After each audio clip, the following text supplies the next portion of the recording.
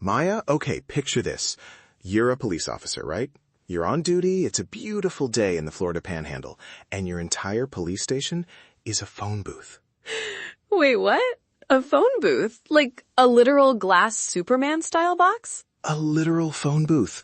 It's in Carrabelle, Florida. It's officially the world's smallest police station.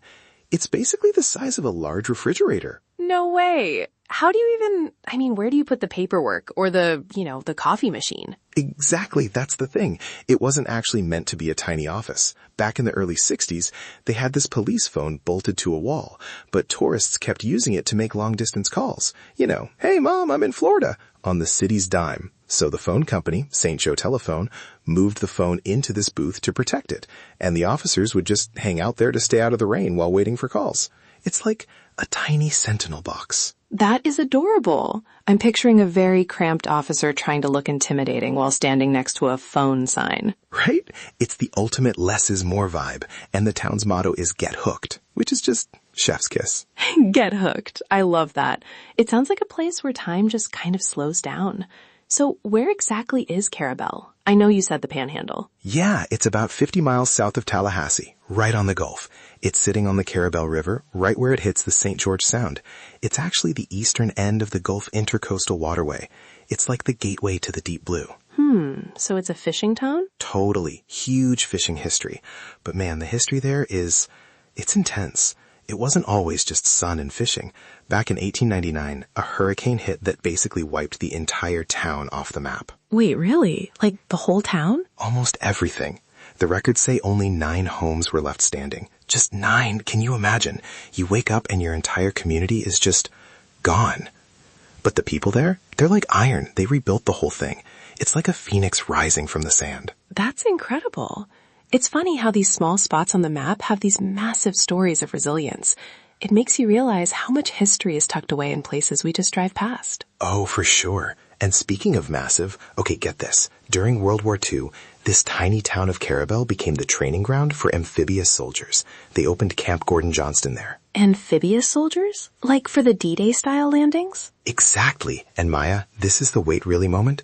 Do you know how many men they train there? I don't know. For a small town, maybe a few thousand? 250,000. Wait, really? 250,000 people? In Carrabelle? 250,000. It's like taking a major metropolitan city and just squeezing it into the Florida scrub for a few years. They were practicing beach landings right there on Carrabelle Beach. It's wild to think about these quiet, serene beaches being the site of these massive, high-stakes rehearsals for history. Wow. I'm just trying to process the logistics of that. The noise, the energy, and then it just goes back to being a quiet fishing village after the war? Pretty much. The camp closed in 1946. Now there's a museum there to keep the memory alive. It's such a cool contrast, this peaceful, get-hooked fishing vibe today, built on top of this foundation of world-changing intensity. It's stories like this that make me so glad we do this. There's so much to learn.